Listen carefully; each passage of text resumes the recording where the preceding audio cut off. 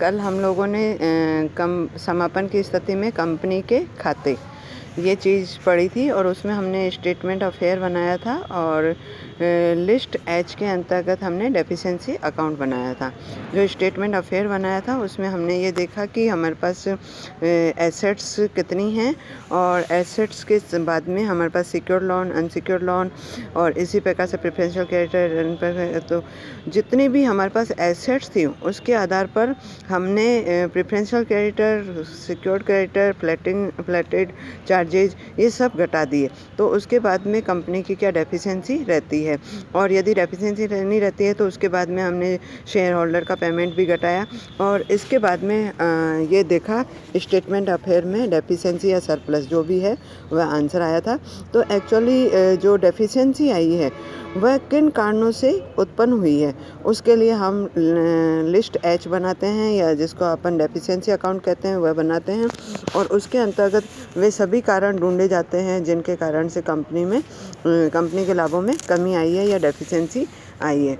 अब जब कभी कंपनी का समापन हो जाता है तो ऐसी स्थिति में समापन दो प्रकार का होता है। एक तो होता है ट्रिब्यूनल या न्यायालय द्वारा निर्धारित और दूसरा होता है स्वैच्छिक। जब ट्रिब्यूनल या न्यायालय द्वारा निर्धारित होता है तो ऐसी स्थिति में एक समापक या एक लिक्विडेटर की नियुक्ति की जाती है और वह लिक्विडेटर वह होता है जो सेंट्रल गवर्नमेंट के द्वारा बनाई गई लिस्ट के अंतर्गत नामित होता है या उसका उस लिस्ट में नाम होता है, अर्थात वह वेल लीगल एडवाइजर के रूप में होता है जिसे अपन लिक्विडेटर कह सकते हैं।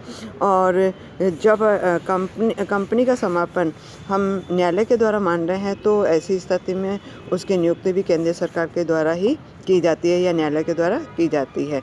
और यदि समापन स्वैच्छिक है और अंशधारियों के द्वारा हो रहा है तो अंशधारियों के द्वारा जैसे ही सभा के अंतर्गत कंपनी के समापन का डिक्लेरेशन होता है वैसे ही कंपनी के समापक की नियुक्ति भी सरकार के द्वारा बनाई गई सूची के अनुसार जो व्यक्ति पेशेवर समापक है उसी को नियुक्त किया जाता है। और यदि समापन लेनदारों के द्वारा होता है तो ऐसी स्थिति में लेनदारों की सभा के अंतर्गत ही एक समापक की या लिक्विडेटर की नियुक्ति की जाती है।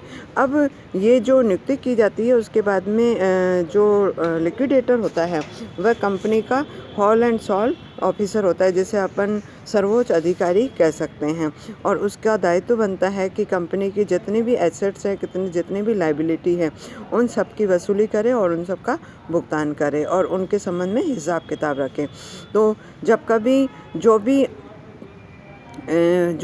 लिक्विडेटर न्यायालय के द्वारा नियुक्त किया जाता है तो जितना भी उसके पास अमाउंट होता है वह रिजर्व बैंक में उसे रखना आवश्यक होता है। और यदि स्वैच्छिक समापन हुआ है तो जितना भी उसके पास पैसा जमा है वह किसी अधिसूचित बैंक में जमा करवाना आवश्यक। तो अधिसूचित बैंक में कोई खाता खुलवा दिया जाता है और उसमें जमा करवा दी जाती है।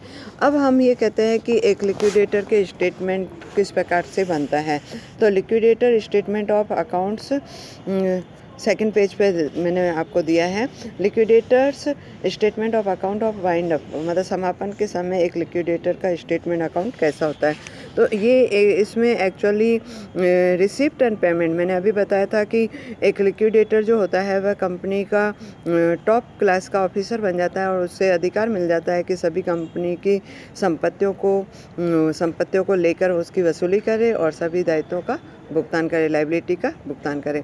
तो वह जब अपना अकाउंट बनाएगा तो उसमें रिसिप्ट एंड पेमेंट दो अकाउंट बनाए जाएंगे।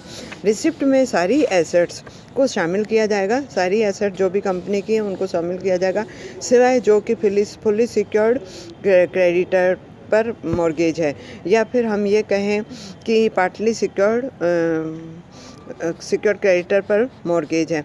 तो यदि फुल्ली सिक्योर्ड पे मॉर्गेज लिखा हुआ है तो ऐसी स्थिति में जो सरप्लस बचता है क्रेडिटर के पास वह भी वापस आकर के एसेट्स में जुड़ जाएगा। इसी प्रकार से यदि हमने शेयर इशू कर रखे हैं और उन शेयर के संबंध में हमें कॉल्स आनी बाकी है और वाइंड अप के समय हमारे पास कॉल्स आती है तो वह भी आपके एसेट्स में जुड़ जाएगी।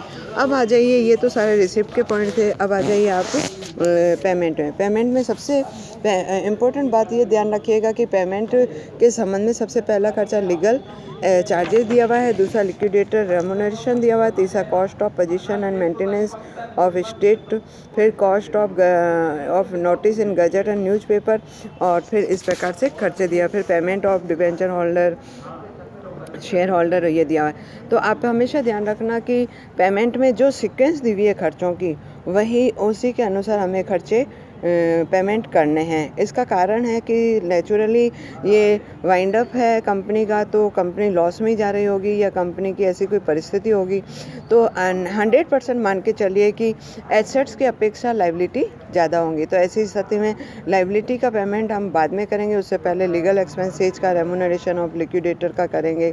इसी प्रकार से एक्सपेंसेज फॉर ये न्यूज़पेपर का, गजट का, इसके संबंधित करेंगे। तो सबसे पहला खर्चा है लीगल चार्ज। लीगल चार्जेज माना वैधानिक खर्चे जो कि वह संपत्ति की वसूली के संबंध में या अन्य किसी प्रकार का हमने खर्चा किया। फिर लिक्विडेटर रेमुनरेशन। लिक्विडेटर रेमुनरेशन हमेशा दो प्रकार का होता है।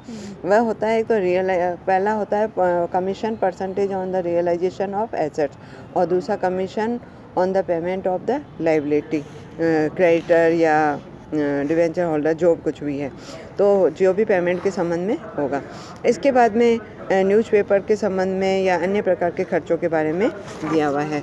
तो आप एक एक पॉइंट मैं आपको समझाती जा रही हूँ। आपको नेक्स्ट पेज पे ये दे रहा है कि जो रिसिप्ट साइड है, सबसे पहला आपको कह रहा है एट बैंक, फिर realisation from sale of other assets, फिर आपको कह रहा है रियलाइजेशन फ्रॉम सिक्योर्ड लोन, मतलब अगर सरप्लस है तो, फिर आपको कह रहा है रिकवरी ऑफ अनपेड कॉल, ये मैंने अभी बता दिया था, कंट्रीब्यूटरी, फिर आपको कह रहा है कि व्यापार संचालन से प्राप्ति, मतलब रिसिप्ट या revenue of the operating of the business. होता क्या है कि जैसे ही कंपनी का समापन होता है वैसे ही संपत्ति के जैसे ही समापन होता है वैसे ही व्यवसाय को चालू नहीं रखा जाता, बल्कि बंद कर दिया जाता है। तो किसी प्रकार की संचालन की रेवेन्यू नहीं होती है। लेकिन यदि कंपनी के समापन के पश्चात भी कुछ ऐसी परिस्थितियाँ होती है कि व्यवसाय को चालू रखा जाए, तो ऐसी स्थिति में चालू व्यवसाय से जो रिसिप्ट हो रही है वह भी आपके रिसिप्ट वाले कॉलम में दिखाई जाएगी। फिर आपके एक्सपेंसेस से संबंधित खर्चे दे रहा है, वह दे रहा है लीगल एक्सपेंसेज या लिक्विडेटर, जो मैंने आपको अभी समझा दिए। लीगल एक्सपेंसेज, लिक्विडेटर रेमुनरेशन, फिर लिक्विडेशन एक्सपेंसेज, फिर सबसे पहले प्रेफरेंशियल क्रेडिटर को पेमेंट करना है, फिर क्रेडिटर हैविंग फ्लोटिंग चार्जेज, यदि चल प्रभार वाले लेनदार है तो उनको पेमेंट करना है। उसके बाद में अनसिक्योर्ड को पेमेंट करना है। उसके बाद में प्रेफरेंशियल शेयर कैपिटल को पेमेंट करना है, फिर इक्विटी शेयर कैपिटल को पेमेंट करना है। इस प्रकार से हमें पेमेंट करना पड़ेगा। तो ये सब आपके पॉइंट ध्यान रखने वाली बात है। फिर आपको नेक्स्ट जो आपको दे रहा है हेडिंग कि जो रेमुनरेशन निकाला जाता है लिक्विडेटर का, वह किस प्रकार से निकल जाता है, वह मैं अगले वीडियो में बता रही हूँ। Thank you.